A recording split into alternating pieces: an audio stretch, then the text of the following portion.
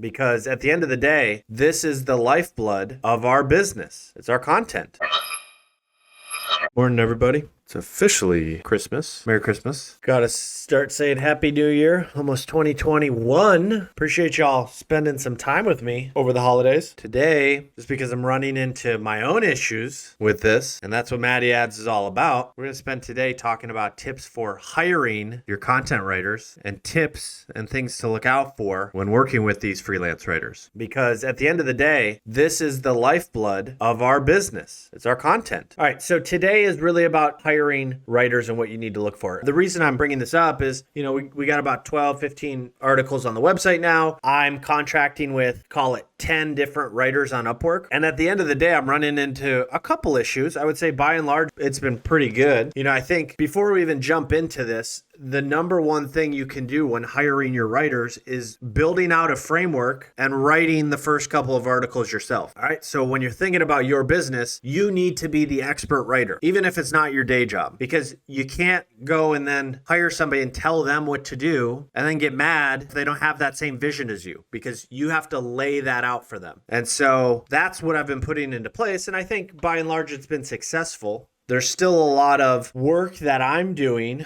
that could potentially be passed to the writer at some point. For instance, I'm picking the products and I'm also writing the product titles. I think the former is the more important out of those. I think the title part isn't that difficult, but I want to make sure that I'm pulling in the right products that we curate for the list. Because do I expect a writer to kind of think about or understand my business on a piecemeal basis? Again, let's say I got 10 writers. They're all going to have a different interest in a topic, and they're going to have different interests in products. And I'm a little worried that it's going to be disconnected too much. So I don't know if I'll ever give up that power. Now, I could see a world where I have an editor at some point who I trust to do that, but we need to be thinking economics before we even get to that piece, right? We haven't even validated our current business model. And that's what we're going to be doing over the next 3 months, let's call it. The nice thing is this paid advertising that we'll do soon is going to give us some insight into what the business is going to look like from a dollars and cents perspective, because you have to hire writers, you have to pick a price, and you might not know how much money you're going to make from it for 3, 6, 12 months. I mean, that's the affiliate game. So the first tip for hiring your content writers is to use multiple platforms and multiple strategies. So right now we're only using Upwork. I'll say that I think that's enough for me right now. I think that platform is big enough where I can find a population of diverse writers and kind of pick and choose who I want to go after. One, because my niche is so broad that I think there's just a lot of less experienced writers on that platform that I can tap into that maybe other industries aren't able to, especially like technical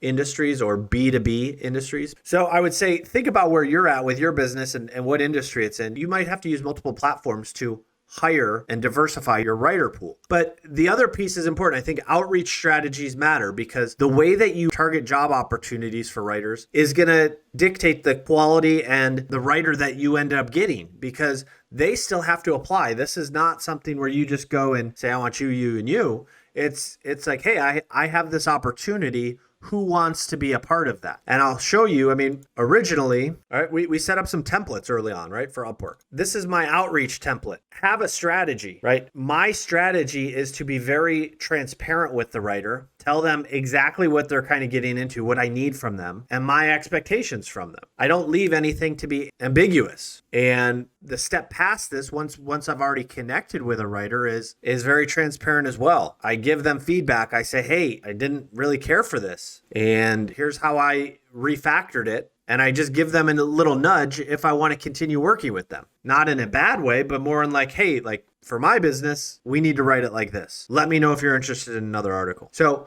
be a good partner. It kind of shows through, I think, when in your outreach, like, don't grind them to the bone. They're trying to make a living. Try and make it a win-win for everybody in terms of pricing, in terms of communication, in terms of expectation. And if they're not living up to that agreement, then move on. There's a big pool of writers that we can go after. So that leads to the second big point from this article, which is, again, be very clear in your instructions and expectations. With any freelance or any employee even of a business, have clear expectations of what you want. Most most freelancers are not going to go above and beyond. They're just not. They're going to do the work that their statement of work tells them to, and they're not going to think that much about your business. They might not even know that much about your business. And so detach yourself from your own business, detach yourself from the day-to-day that you're doing, and realize the folks that you're contracting or freelancing with don't have that level of insight. And so you need to be very meticulous in telling them what to do, which is why we set this up, right? We set up this template. Every article, I copy this, I put in the keyword, I give the title, I give some other keywords they should think about, and then I have an instructions set that I just send to them with this. I just say, hey, listen, here's what I'm looking for in more detail. Here's the outline, do this, and then put it in this file when you're done. There's length checks,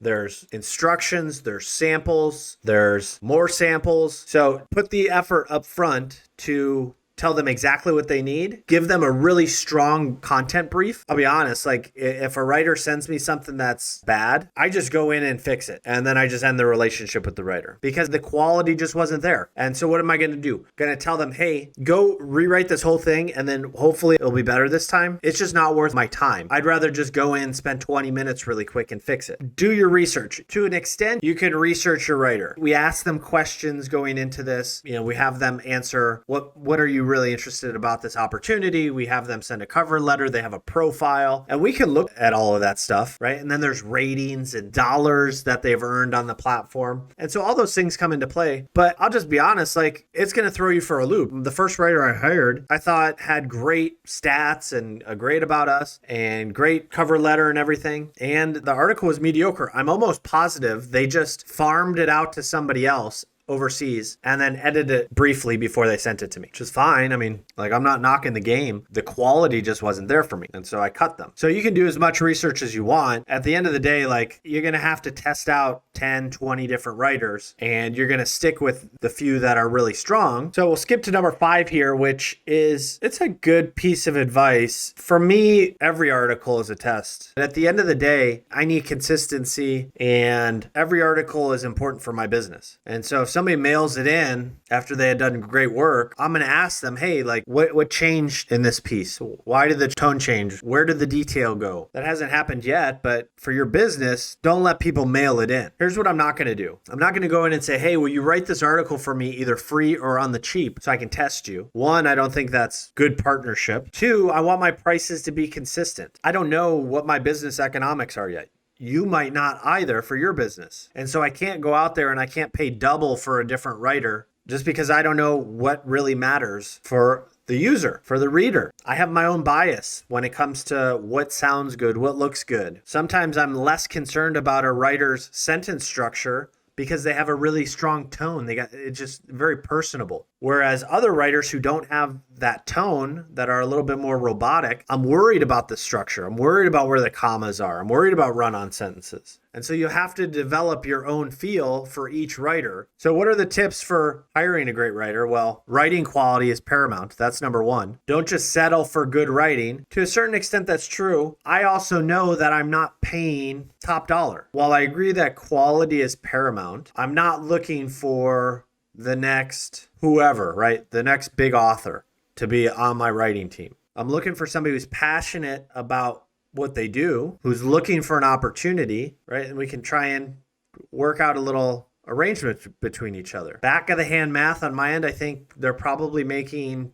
$20 an hour, like give or take, which isn't a huge amount of money depending on where you are in your career, but it's what I can afford. And until I validate my business, I can't really pay more than that. So writing quality is paramount, but I will settle for good writing. Don't be afraid to pay for quality. This is just bad advice. I mean, you need to be afraid. You need to be very weary of all of your dollars and what you can really expect to make as an affiliate, right? We've done some back of the hand math. If you're paying double or triple what I'm paying for these articles, you're not going to make money on your website for a long time. This is a competitive space. Yeah, you don't want a bunch of crap, but you also can't pay for a Pulitzer Prize winning writer. Think of your readers first. I think this should be number 1. Find your best competitors and see what kind of content they're writing and how you can fill that into your own framework, right? That's what we did early on. We got some YouTube videos on that. Go watch them about building this framework out. How long should your titles be? How long should your descriptions be? You got to do that work. and think about how your reader is going to engage. How are they engaging on other competitors that rank really good on Google? If Google's ranking them, they're doing something right. And then the last thing I'll leave you with on this topic is that this is not just about writing. Like, I'm hiring writers, but they're just writing this piece, row 4. They're writing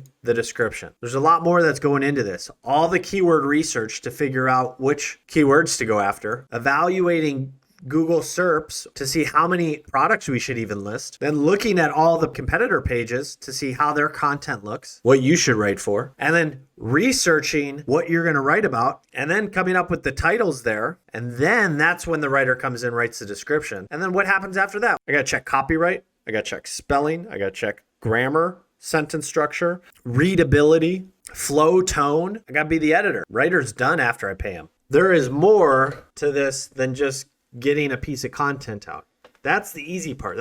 You could go hire a writer right now. You should. And then just scale up from there. But follow these core tenets because I think they're really important. It's a good muscle to exercise. And the biggest piece, at least to me, is partnership.